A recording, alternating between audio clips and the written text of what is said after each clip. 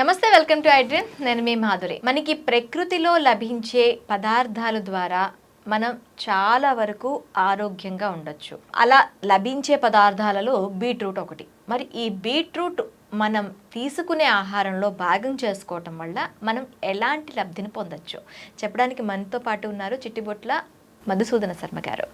ఆయన్ని అడిగి డీటెయిల్గా తెలుసుకుందాం. ఆయన గురించి అందరికీ తెలుసు, వంటింటి చిట్కాలతో చాలా ఫేమస్. మరి బీట్రూట్ని మన ఆహార పదార్థాల్లో చేర్చుకోవడం వల్ల, మన ఆహార పదార్థంలో నిత్యం దాన్ని తీసుకోవటం వల్ల ఎలాంటి లాభాలు ఉంటాయో అడిగి తెలుసుకుందాం. నమస్తే సార్. నమస్తే సార్. మనకి చాలా వరకు కూడాను బీట్రూట్ అనేది నాకు తెలిసినంత వరకు మంచి రక్త పోషణగా పనిచేస్తూ ఉంటుంది.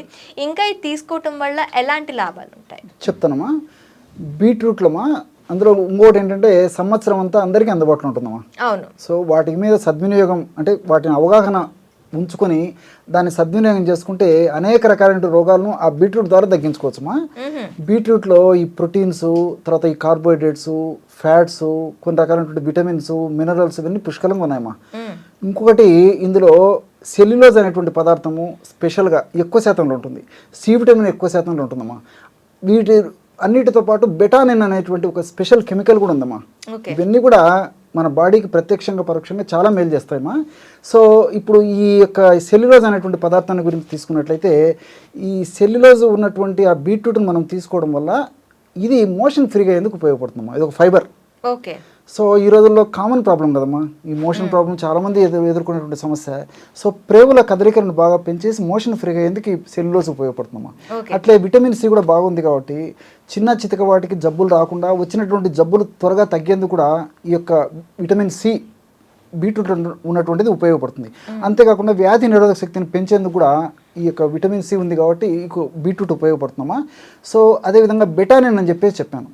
ఈ బెటానిన్ అనేటువంటి ఈ కెమికల్ ఇందులో ఉండడం వల్ల మెదడులో మతిమరుపుకు సంబంధించినటువంటి హానికారకమైన పదార్థాన్ని నిర్వీర్యం చేసేసి మతిమరుపు రాకుండా ఉండేందుకు ఈ యొక్క బెటానిన్ అనేటువంటి పదార్థం ఉపయోగపడుతుందమ్మా. ఈ రోజుల్లో దాదాపు 47 సంవత్సరాలు మొదలైనప్పటి నుంచి చాలా మందిలో జ్ఞాపకశక్తి తగ్గడము, కాన్సన్ట్రేషన్, ఏకాగ్రత తగ్గడం ఇలాంటివన్నీ కలుగుతున్నాయమ్మా. పిల్లల్లో కూడా ఉండేటువంటి పరిస్థితి, కానీ 40 సంవత్సరాల తర్వాత ఆ లక్షణాలు వచ్చేటువంటి పరిస్థితి ఏర్పడుతుంది. కాబట్టి తరచుగా ఈ బెటానిన్ ఉన్నటువంటి ఈ బీట్రూట్ మనం వాడుకోవడం వల్ల సో ఈ సమస్య రాకుండా ఇది ప్రివెంట్ చేస్తుందమ్మా. అంటే మతిమరుపు వ్యాధి రాకుండా ఇది అడ్డుకుంటుంది అనమాట. సో అట్లా ఉపయోగపడుతుంది. సరే, మీరు అడిగినట్లమ్మా ఈ అనీమియా అంటే రక్తలేమి, ఇప్పుడు హిమోగ్లోబిన్ శాతం తక్కువ ఉన్నటువంటి పరిస్థితిని రక్తలేమి లేదా అనీమియా అని చెప్పేసి అంటుంటారమ్మా. సో చాలా మందిలో వెరీ వెరీ కామన్ ప్రాబ్లం ఇది. హిమోగ్లోబిన్ మనం బ్లడ్ టెస్ట్ చేయించుకున్నామంటే హిమోగ్లోబిన్ తక్కువ ఉంటుంది. Very very common problem. దీనికి ఆధునిక కృత్రిమ రసాయన ఔషధాలు కానీ ఇంగ్లీష్ మందులు ఇలాంటివి వాడుకోవడం వల్ల ఏమవుతుంటే అబ్జార్ప్షన్ అంటే బాడీ రిసీవ్ చేసుకునేటువంటి పర్సెంట్ తక్కువ ఉంటుంది, అంటే అటువంటి ఐరన్ని. రెండోది ఏమంటే కొంతమందిలో అటువంటి ఐరన్ వాడుకోవడం వల్ల కడుపులో వికారంగా ఉండడము, వాంతికి వచ్చినట్టు ఉండడము, ఆకలి లేకపోవడము, పొట్ట ఉబ్బరంగా ఉండడము, మోషన్లో నల్లగా మోషన్ రావడము, నీరసంగా ఉండడం ఇలాంటివన్నీ కలుగుతుంటాయి మా సైడ్ ఎఫెక్ట్ వల్ల కొంతమందిలో. అది శరీర ప్రకృతి అనుసరించి. కానీ ఇప్పుడు బీట్రూట్ వాడుకోవడం వల్ల ఎలాంటి ప్రాబ్లం ఉండదు. ఈ హిమోగ్లోబిన్ శాతం కూడా చాలా ఫాస్ట్గా పెరిగిపోతుందమ్మా. మీరు కావాలంటే గమనించండి, కొన్నాళ్ళ పాటు వాడిన తర్వాత మళ్ళీ మనం బ్లడ్ టెస్ట్ చేయించుకుంటే హిమోగ్లోబిన్ చాలా రైజ్ అయిపోయి ఉంటుంది. అంటే దాదాపు ఒక 7-8 ఉన్నటువంటి హిమోగ్లోబిన్ దాదాపు 10-11కి వెళ్ళిపోతుందమ్మా విత్ ఇన్ సూన్. సో ఔషధం ఎలా వాడుకోవాలంటే రోజు ఒక్కసారి వాడుకుంటే సరిపోతుందమ్మా దీన్ని. సో బీట్రూట్ బాగా శుభ్రం చేసేసి గడ్డలు చిన్న చిన్న ముక్కలుగా, ఆ యొక్క గడ్డం చిన్న చిన్న ముక్కలుగా చేసేసి మిక్సీలో వేసేసి స్క్వీజ్ చేసి రసం తీసుకోవాలమ్మా. 100 ml బీట్రూట్ రసం ఉదయం పూట. అందులో జస్ట్ 1 or 2 grams ఈ ఉసిరిక పొడి అమ్మా, ఆమ్ల పౌడర్, ఉసిరికాయ పొడి, ఆమ్ల పౌడర్ అని దొరుకుతుంది. 1 or 2 grams అందులో యాడ్ చేసేసి ఒక 5 grams బెల్లం, చాలా స్వీట్ పానీయం తయారవుతుందమ్మా. చాలా టేస్టీగా ఉంటుంది ఉండడం కూడా. సో రోజు ఒక్కసారి 100 ml బీట్రూట్ రసంలో 1 to 2 grams ఉసిరిక కూడా బ్లడ్ చాలా ఇంప్రూవ్ చేస్తుందమ్మా. ఎగ్జాక్ట్లీ విటమిన్ సి ఉంది కాబట్టి. సో బెల్లం కూడా విటమిన్ సి ఉంది, రోగనిరోధక శక్తిని పెంచుతుంది. సో ఈ యొక్క ఔషధాన్ని ఆ పద్ధతిలో బెల్లాన్ని కూడా ఒక 5 grams 1 teaspoon కలిపేసి రోజు తీసుకోవచ్చుమా. సో ఒకవేళ షుగర్ పేషెంట్ ఉండి బెల్లం వాడకూడనటువంటి వాళ్ళు ఎవరైనా ఉంటే, ఈ తీపి పదార్థాలు వాడకూడనటువంటి వాళ్ళు ఎవరైనా ఉంటే కేవలము ఈ రెండుమా, అంటే ఈ బీట్రూట్ రసము ప్లస్ ఉసిరిక పొడి వాడుకున్నా సరిపోతుంది. కొంచెం రిజల్ట్ లేట్ అయిపోయినా రిజల్ట్ అయితే వస్తుందమ్మా.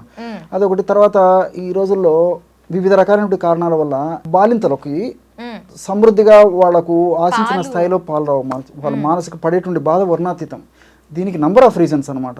సో తల్లి తన శిశువుకు పాలు ఇవ్వలేకపోతే ఆ మాతృమూర్తి పడేటువంటి వేదన ఎంతనో మనం చెప్పాల్సిన అవసరం లేదమ్మా.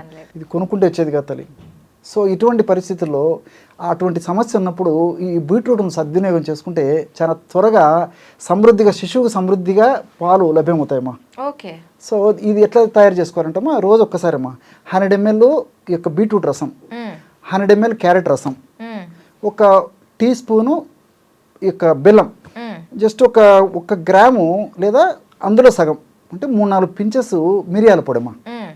కలిపేసి రోజు ఒక్కసారి సేవిస్తే చాలా త్వరగా ఈ మెమరీ గ్లాండ్స్కు సంబంధించి ఆ క్షీరగ్రంథులు ఉంటారమ్మా, అవి బాగా స్టిమ్యులేట్ అయిపోయేసి పిల్లలకు తగినంత ఈ యొక్క పాలు తల్లిలో ఉత్పత్తి అవుతాయి. కాబట్టి తల్లికి ఆరోగ్యానికి మంచిదమ్మా ఈ విధంగా ఉండడం వల్ల, పిల్లలకు కూడా ఆరోగ్యం మంచిది. కాబట్టి ఈ బయట దొరికేటువంటి పాలు కానీ ఇలాంటివి కాకుండా తల్లిపాలు క్షేమదాయకము, శిశువు ఆరోగ్యానికి మంచిది, శిశువులో వ్యాధి నిరోధక స్థితి పెరుగుతుంది, బంగారు భవిష్యత్తు ఇచ్చినటువంటి వాళ్ళు తల్లిదండ్రులు అవుతారమ్మా. కాబట్టి తల్లి ఆరోగ్యానికి కూడా మంచిది. కాబట్టి 100 ml బీట్రూట్ రసము, 100 ml క్యారెట్ రసము, ఒక టీ స్పూను మ్మ్.